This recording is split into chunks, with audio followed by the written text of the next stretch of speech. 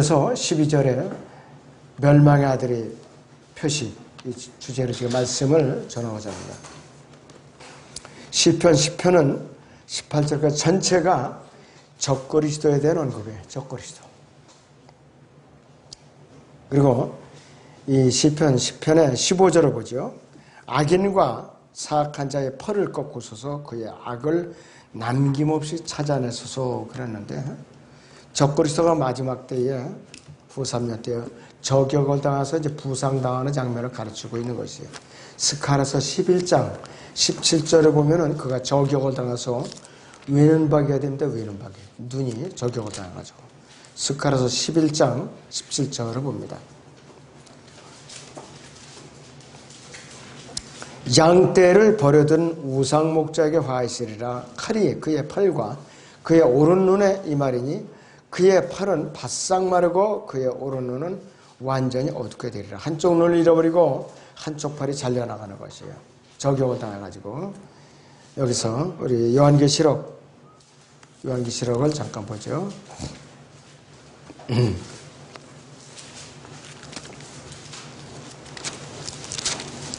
요한계시록 14장을 봅니다.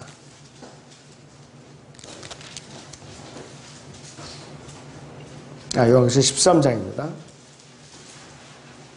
3절을 보시면 또 내가 보니 그의 머리들 가운데 하나가 상처를 입어 죽게 된 것 같았으나 그의 치명적인 상처가 나으니 온 세상이 기히 여겨 그 짐승을 따르더라. 사람들이 그 짐승에게 권세를 준 용에게 경배하고 또 그 짐승에게도 경배하며 말하기를 누가 그 짐승과 같으면 누가 감히 그와 더불어 싸울 수 있으리오라고 하더라.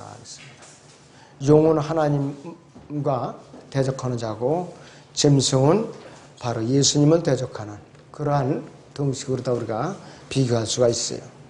그러니까 이제는 이 자가 하늘 높은 줄 모르고 교만해져 갖고 4절에 보니까 사람들이 그 짐승에게 권세를 주 용에게 경배하고 또 그 짐승에도 경배하며 말하기를 누가 그 짐승과 같으면 누가 감히 그와 더불어 싸울 수 있으리오라고 하더라. 그래서 후 3년 반 동안 이스라엘을 대대적으로 박해하는 그 권세가 주어지는 것이에요. 그래서 이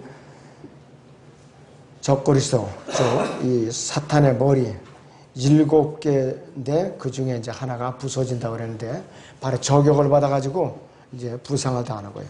한쪽 팔이 부러지고 한쪽 눈이 이제 멀어가지고서 시력을 잃는 거, 애꾸눈이 되는 것이. 그런데도 그를 아주 사람들이 열렬하게 추종하는 거예요. 왜? 예수님의 부활을 흉내내니까. 죽었다가 살아나는 거예요, 자도. 그래, 진짜인가 보다, 메시아인가 보다. 이렇게 속아 넘어가게 돼 있어요. 자, 시편 1절을 보시면 이렇게 말씀하고 있습니다. 오 주여, 어찌하여 주께서는 멀리서 계시며 어찌하여 고난에 대해 숨으시나이까. 이 대환란 기간에 유대인들이 하나님을 향해 부르짖는 기도예요. 제발 좀 나타나셔서 우리를 구해달라고 그러는 거예요. 적그리스도에게부터 우리를 구해달라 이것이. 고난의 때, 이것이 언젠가 대환란 때였어요. 자, 그리고 시편 2절에 보니까 악인이 그의 교만한 가운데 가난한 자를 박해하오니 그들로 자기들이 고안한 꾀에 빠지게 하소서 그랬습니다. 예, 적그리스도의 추종자들은 말하는데 이들은 뭐냐 이거지. 불의를 탐을 내가지고서 부정한 재물을 모으는 것이에요. 부정한 재물을. 이 소득이요, 사람의 소득이 의와 관련되어 있는 것이 구약에서 50번 정도 나오는데 대환란 때요, 부유하면서 의로운 자라고 불릴 수가 없어요. 부유할수록 그 사람은 사람들에게 자기 것을 나눠줘야 돼요. 나눠줘야 되겠어요. 부유하면서 의로운 것 다 챙기려면은 도저히 교리적으로 불가능해요. 이 대환란 때 부자가 얼마나 위험한가 한번 보시죠. 야고보서 5장을 봅니다. 야고보서 5장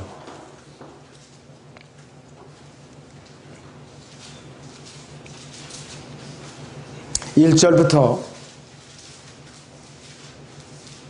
5절까지 이제 오라 너희 부자들이여 너희에게 닥칠 재난으로 인하여 울고 통곡하라. 너희의 재물은 썩었고 너희의 의복은 좀먹었으며 너희의 금과 은은 녹이 슬었으니 이것들이 녹이 너희에게 증거가 되어 불같이 너희 살을 먹으리라. 너희가 마지막 날들을 위한 재물을 쌓았도다. 보라 너희 밭에서 추수한 일꾼들에게 속임수로 주지 않은 품삯이 소리 지르며 추수꾼들의 울부짖음이 만군의 주의 귀에 들렸느니라. 너희는 땅에서 쾌락 가운데 살며 방탕하였도다. 너희가 살육의 날처럼 너희 마음을 살찌게 하였도다 그랬습니다.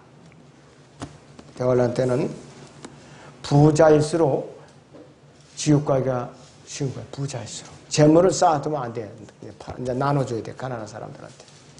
이 사복음서에도 예수님께서 부자 청년이 주여 영생을 상속받으면 어떻게 해야 되나이까 하니까 네 것을 이거 저거 다 지켰나요? 그럼 네가 한 가지 부족한 것이 있다. 뭔가 네 것을 다 팔아서 가난한 자들에게 다 주고 나를 따르라. 그러면 나의 제자가 되리라. 그러니까 근심하면서 돌아갔어요. 왜? 가진 것이 너무 많거든요. 너무 부자인 거로.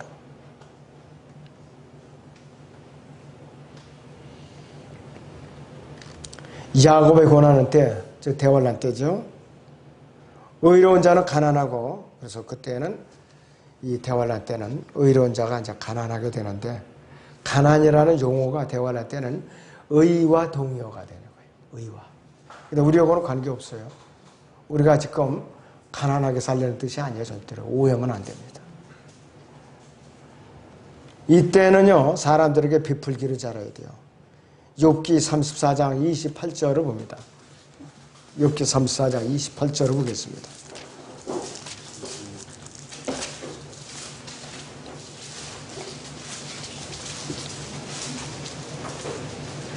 이렇듯 그들은 가난한 자의 부르짖음이 그분께 이르게 하니 그가 고난받는 자의 부르짖음을 들으시는도다 했습니다.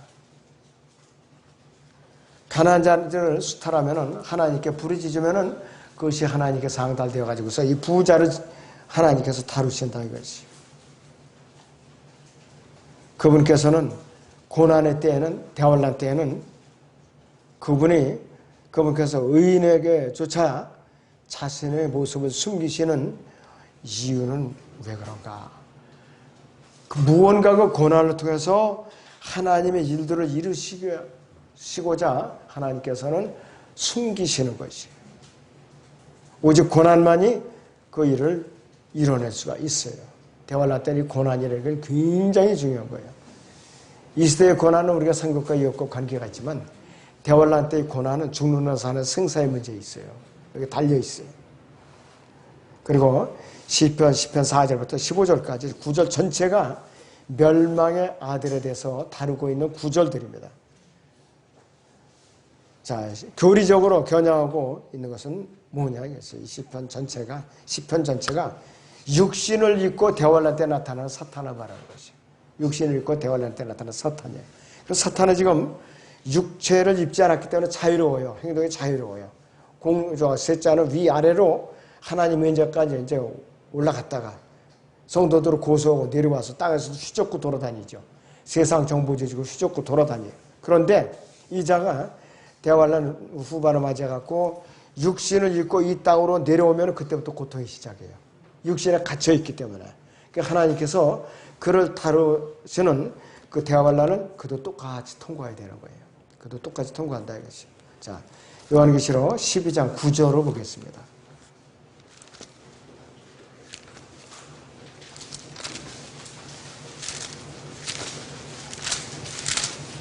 요한계시록 12장 9절을 봅니다.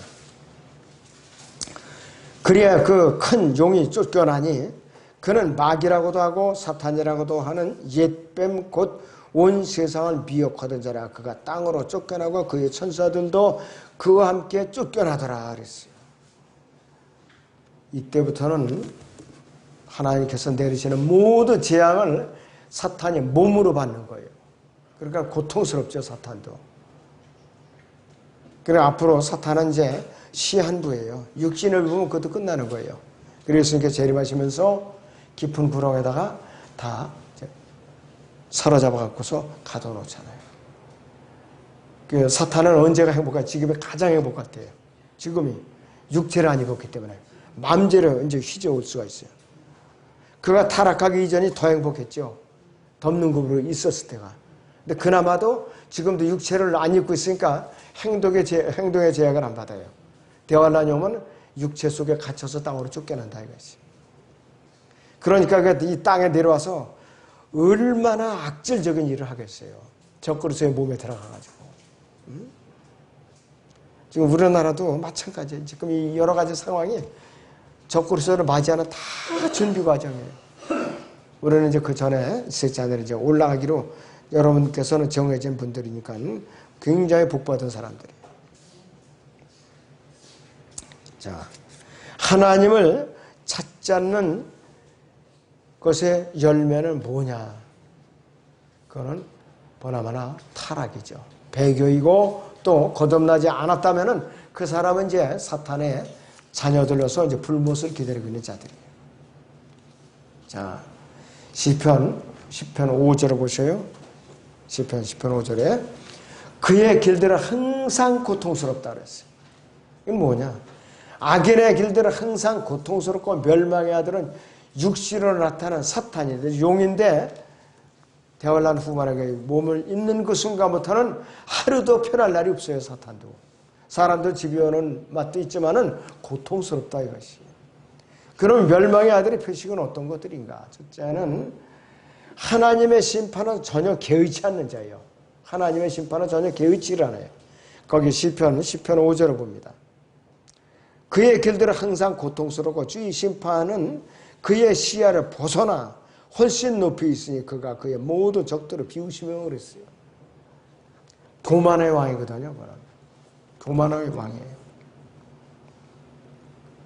그러면 하나님의 심판은 왜 전혀 개의치 않는가? 두려움이 없는 존재예요.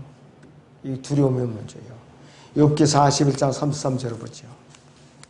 욥기 41장 33절을 봅니다.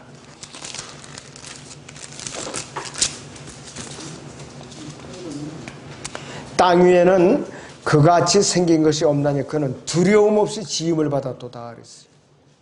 두려움 없이 지음을 받았어요. 그가 모든 높은 것들을 바라보니 그의 모든 교만한 자식들을 다스리는 왕이니라 하시니라. 이 공중권세의 통치자들을 다스리고 땅에서는 세상의 모든 악질적인 독재 정치자들을 다 장악하고 있어요. 전부. 교만의 왕. 자, 교만의 수완으로 선할 것이 세상 정부의 독재자들이에요. 자, 멸망의 아들의 두 번째 표식은 자기의 권세와 권위에 대해서 낙관적이에요. 항상 권세를 잡고 있는 것처럼 낙관적으로 생각을 하고 있어요. 그러니까 참 안타깝지요. 못 깨달으니까. 이 사탄에게 왜 못 깨달으면 명철이 없어요, 자가. 명철이 없다고 했어요. 자, 시편 6절을 다시 봅니다. 거기. 자기 마음속에 말하기는 나는 요동치 않을 것이며 나는 결코 불행에 처하지 아니하리라 하였나이다. 요한계시록 18장을 보죠.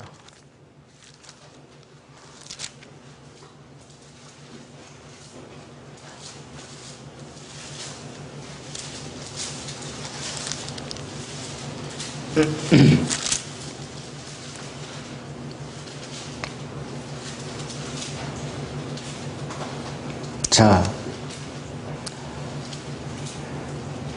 여기에 보시면은요, 마지막 때에 하나님께서 그에게서 빠져나오라고 그랬어요. 4절을 보니까 또 내가 들으니 하늘에서 다른 음성이 나서 말하기를 나의 백성들아 그녀에게서 나오라. 그리하여 그녀의 죄들의 동참자가 되지 말고 그녀의 재앙들도 받지 말라 그랬습니다. 그녀의 재앙들도 받지 말라 그랬어요. 7절에 보니까 그녀가 어떻게 대답을 하느냐. 그녀가 자신을 영화롭게 하고 즐기며 산 만큼 그녀에게 고통과 슬픔을 주라. 이는 그녀가 마음에 말하기를 나는 여왕으로 앉아있고 과부가 아니로다. 그러므로 내가 결코 슬픔을 당하지 아니하리라고 했기 때문이라. 한마디로 간이 너무 커가지고 두려움이 없어요. 두려움이 없어요. 하나님을 두려워할 줄 몰라요. 그리고 그는 거짓말쟁이의 압이에요. 거짓의 압. 이 세상에 모든 종교에 대해서 저주를 내릴 권한을 가졌다고 그래요. 1540년에 트렌트 공의에서 124가지나 되는 저주를 내렸는데 대상이 누구냐? 불교, 모슬렘, 유대인들, 개신교도에 대한 저주를 갖다 선포했어요. 하나님이냐. 그 다음에 속임수를 잤어요. 속임수를 잤어요. 뭘로 속임수를 쓰느냐? 마귀는 여러분들이 쓰는 요 성경을 갖고 속임수를 써요. 특히 영어권의 사람들은 영어 킹제임스 성경을 갖고 속임수를 쓰는데 신학대학이나 신학원에서 그걸 갖고 학생들을 모집해가지고 모집할 때는 킹제임스 성경으로 모집을 해요. 우리 킹제임스 성경을 존중하고 권위를 삼는 대학이 되고 막상 등록금을 딱 내고 입학을 하니까 성경을 안 가르쳐주는 거예요. 성경을 딴 걸 가르쳐주고 자기들의 그 학문을 가르쳐주고 이러면서 그들이 졸업할 때 되면은 입학할 때보다 나올 때가 더 나쁘게 악화돼가지고 악질들이 돼갖고 나오는 거예요. 악질들이 됐어. 그래도 많은 사람들이 각 신학대학에서 일꾼들을 배출을 한대요. 근데 전국 강단으로 쏟아지는 그 젊은이들이 어떤 사람들이 돼갖고 나오느냐. 순수한 하나님의 종으로 빚어서 나오면 참 좋겠는데 독사들이 돼서 나오더라 이거예요. 강단에 전 교회 침투했고 청소년들을 죽이는 거예요. 그냥 독을 품고 죽이는 거예요. 사상으로 죽이고 또 비진리로 죽이고 거짓 교리로 죽이는 거예요. 큰 교회 가고 싶은 분들은 이제 가도 괜찮아요. 말리지는 않아요.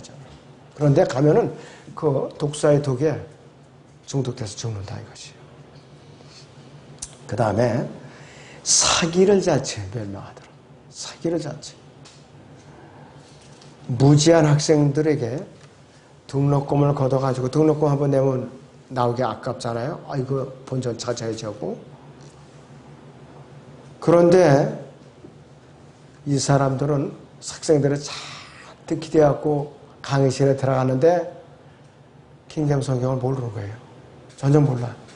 자기들이 논문 써서 학위 받은 그 학문만 가르치는 거예요. 그러니까는 등록금 걷어야 사기친 거죠. 안타깝다 이것이. 학생들은 싫든 좋든 순위 교육을 받아야 돼요. 싫든 좋든. 그러다 보니까는 사악한 일꾼이 되어 나오는 거예요.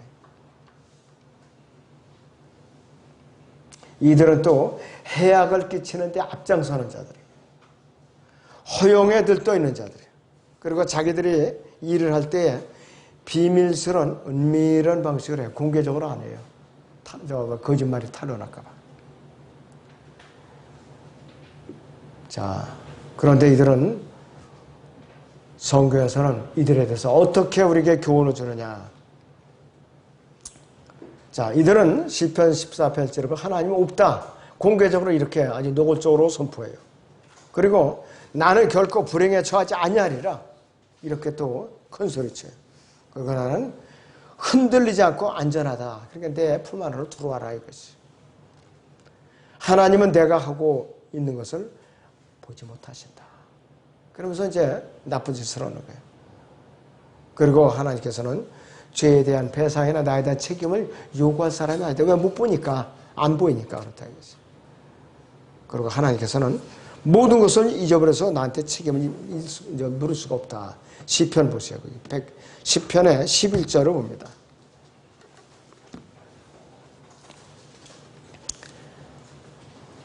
그가 자기 마음에 말하기를 하나님께서 잊으셨고 그의 얼굴을 숨기시나니 결코 그것을 보지 아니하시리라 했나이다. 착각 속에서 하는 거예요. 하나님께서 무소부지하신 분인데 어떻게 숨겨요? 어떻게 숨기느냐 이것이.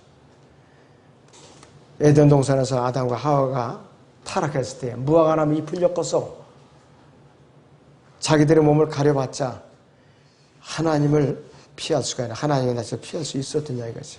한나절도 못 가갖고 그놈은 의의 치마가 다 말라 비틀어져 가지고 벌거벗은 것이 발각이 된 것이. 내가 어디냐 하니까는 하나님이 들어와서 숨었나이다 그랬어요. 아담은 그래도 순진하긴 하죠. 타락해서도. 그런데 이 시대의 배교자들은 사악하기 그지 없어요. 너무나도 사악하다 이거지. 이들은 하나님께 해명할 수 있는 어떠한 종류의 책임도 그들은 없다고 주장해요. 자기들은 책임이 없대요. 모든 적도 있고. 그리고 문자적인 부활을 거부하는 자들. 예수님의 문자적인 부활을 거부하고 문자적인 지상 왕국을 거부하는 자들. 또 하늘의 셋째 하늘의 낙원을 거부하는 자들. 또 문자적인 백보자 심판을 거부하는 자들. 자, 그러니 이들에게서 배울 것이 뭐가 있느냐. 이 멸망의 아들이 손아귀에서 운영되는 모든 세상 조직이나 기관에서 학교에서 배울 수 있는 것은 아무것도 없어요. 알았다면 빨리 거기서 따라서 나오는 것이 상책이에요. 그들은 베드로전서 5장 8절에 있는 같이 울부짖는 사자처럼 삼킬 자를 찾아서 밤낮 쉬지 않고 두루 살피고 다녀요. 누가 만만하다 그러면은 살살 접근해가지고서 목덜미를 꽉 잡아가 물어뜯어 굶겨요. 한번 몇 치면 그걸로 끝나는 거예요. 그걸로 끝난다 이것이요. 여러분들 그 초원 같은 데서 보세요. 사자나 거기 아주 빠른 동물들 보세요. 자기보다 키가 훨씬 큰데도 무는 데가 따로 있어요. 막 따라가지고서 목 돌리면 딱 물고 늘어져요. 그러면 죽어요. 자, 우리도 영적으로 정신을 차리지 않고 정신을 놓고 있다가 믿음의 정신을 놓고 있다가 어느 날 목덜미 물리면은 영적으로 어떻게 가는 거예요. 자, 비틀비틀해 갖고 구사일생으로 건짐을 받았는데 어떻게 되느냐? 상급이 없어요. 그런 사람들은 상급이 없다 이것이.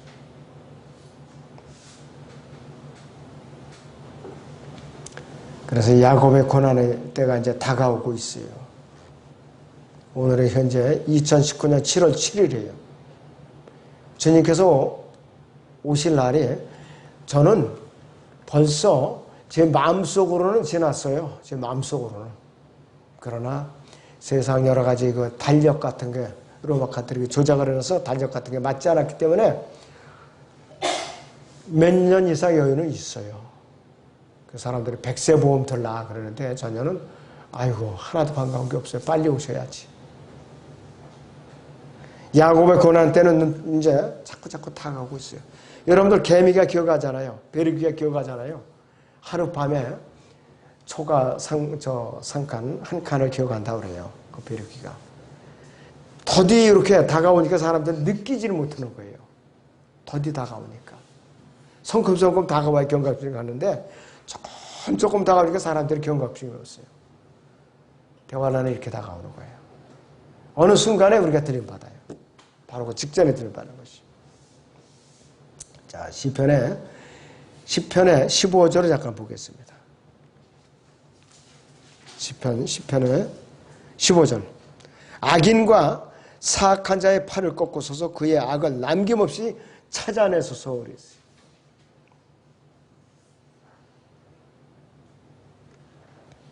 아까 말씀드렸듯이 스가랴서 11장 17절인데 그는 한쪽 눈을 못 보게 돼 실명을 하게 되죠. 애꾸눈이 되어버리고 한쪽 팔을 또 절단된다 이것이.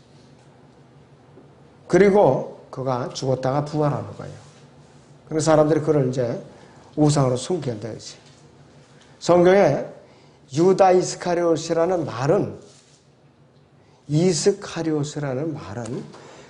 크리옷 사람이라 크리미오 출신. 그러니까 유다 이스카리옷은 적그리스도는 이 아시아계 셈족하고 백인계하고 셈족하고 함족의 그 혼혈족에서 나오는 거예요. 그 적그리스도가 거기서 나온다 이것이.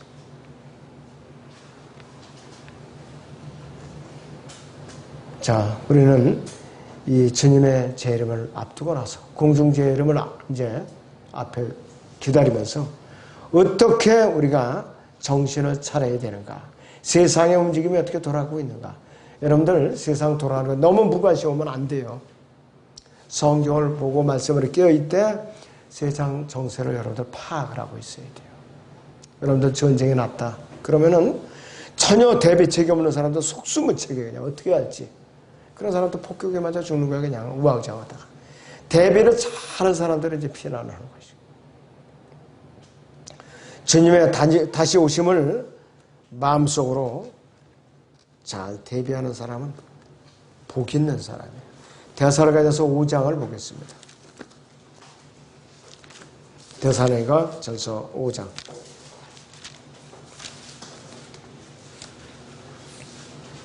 2절부터 6절까지 봅니다. 이는 주의 날이 밤에 도둑같이 오리라는 것을 너희 자신이 정확히 알고 있기 때문이라. 그들이 평안하다 안전하다고 말할 때 아이벤 여인에게 진통이 오듯이 갑작스런 멸망이 그들에게 임하리니 결코 피하지 못하리라. 그러나 형제들아 너희는 어둠에 있지 아니하니 그 날이 너희를 도둑같이 덮치지 못하리라. 너희는 모두 빛의 자녀들이며 낮의 자녀들이라. 우리는 밤이나 어둠에 속하지 아니하노라. 그러므로 우리는 다른 사람들과 같이 자지 말고 깨어있어 정신을 차리자 그랬어요. 정신을 차리자 이것이. 이 3절은요. 구원받지 못한 사람들, 대환란 통과할 사람들, 이들에게 적용되는 구절이에요. 그러나 우리는 영적으로 평범한 그리스도인이라면 다 알 수가 있어요. 평범한 양심을 갖고. 그리고 꾸준히 교회 출석하면서 말씀을 잘 경청하고 이 성경을 세대적으로 잘 배운 사람들은 다 대비할 수가 있는 것이에요.